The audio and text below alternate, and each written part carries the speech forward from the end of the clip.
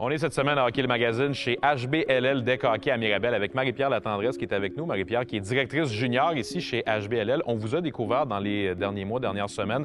On avait parlé des projets que vous avez ici. Vous vous occupez davantage du côté junior. Comment ça se passe, le Deck Hockey pour les moins de 18 ans? Qu'est-ce que vous créez comme programme ici? Bien, nous autres, on a plusieurs aspects au niveau junior. On a l'aspect mix, c'est-à-dire qu'on a des catégories de jeunes qui viennent à partir de 5 ans jusqu'à l'âge de 16 ans. Puis on fait des ligues là, au niveau automne, hiver et été. L'été, c'est à l'extérieur, bien sûr. On a le côté féminin aussi, qu'on a parti l'année passée, qui va super bien, qu'on est content que les jeunes filles participent et jouent ensemble. Puis aussi, on a le côté élite, que là, c'est t'arrives avec ton équipe, puis à ce moment-là, tu te formes ton équipe, tu arrives avec tes coachs, avec tes chandails, comme les adultes, que là, tu fais top. Dans une ligue vraiment qui est plus organisée, puis davantage sur un côté peut-être un peu plus compétition, même si ça reste du junior. C'est ça, c'est exactement la même organisation, mais c'est plus compétitif. Là, ça va, tu sais, puis tu viens jouer avec tes amis. C'est ça, tandis que dans le côté amical qu'on a, bien, à ce moment-là, tu viens jouer avec... avec nous, on forme les équipes pour que ce soit le plus équitable possible. Puis tu rencontres, comme on dit, des gens, découvres des nouveaux amis, comme on dit, pendant la saison. Marie-Pierre, tu as parlé de mix. Je serais curieux de te demander comment ça se passe, l'intégration entre gars et filles dans ce sport-là. Oui, c'est peut-être moins physique que le hockey sur glace quand même, mais reste quand même que c'est un enjeu. On le voit pas souvent au hockey sur glace, du hockey mix. Parfois, il y a une fille ou deux qui se greffent à une équipe masculine, mais généralement, c'est séparé. Vous, comment ça se passe ici? Bien, ça se passe super bien, puis ça s'en vient de plus en plus populaire, donc on a de plus en plus de petites filles qui s'intègrent. C'est sûr que quand on a, comme l'automne et l'hiver, on n'a pas la ligue féminine encore, que là, à ce moment-là, on intègre les petites filles avec les garçons, ça se passe très bien. On essaie de mettre deux filles ensemble pour que, tu sais, il y ait une petite amitié qui se crée. Mais au niveau, tu sais, c'est vraiment amical, donc on y va pour que tout se passe bien, puis qu'au niveau calibre, ça soit quand même bien équilibré. À ce moment-là, les petites filles s'intègrent super bien. Puis ici, il y a une super belle ambiance aussi, là, tu sais, au centre, là, quand les gens viennent, les grands-parents, maman, papa, la musique et tout ça, que c'est une possibilité d'avoir un beau samedi. Surtout parfois quand on est en saison estivale ou comme tu dis, dans une fin de semaine en plus, ça rend ça peut-être plus jovial encore puis plus joyeux également. Tu as parlé du côté junior.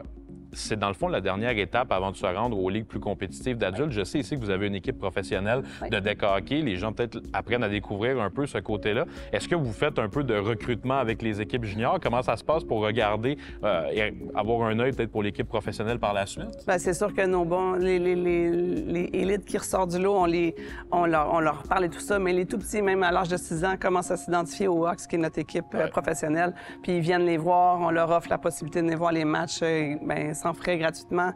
Puis, dès leur jeune âge, là, ils veulent devenir un Hawks. On n'a pas peur pour la relève, ils vont en avoir, ça, c'est sûr. Marie-Pierre, ces jeunes-là travaillent toute la saison, puis jouent dans leur équipe toute la saison. Puis il y a aussi une belle conclusion à tout ça. Vous avez un festival en fin d'année qui regroupe d'autres organisations de hockey, de deck hockey, si j'ai bien compris. Oui, c'est ça. Bien, on a le HBLL à Terrebonne. On a HBLL ici à Mirabel.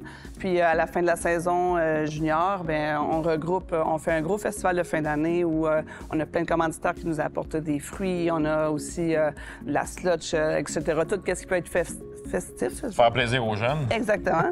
Puis ensuite de ça, bien, là, on fait un gros festival c'est comme Terrebonne contre Mirabel. Puis les deux champions s'affrontent à la fin. C'est très, très... Et dans ce côté-là, junior, est-ce que c'est pour les 5 à 16 ans également? Est-ce que ce festival-là regroupe toutes les catégories d'âge ou on se concentre davantage sur une catégorie? Non, c'est de 5 à 16 ans. Puis c'est ceux qui ont joué pendant tout l'été avec leur équipe.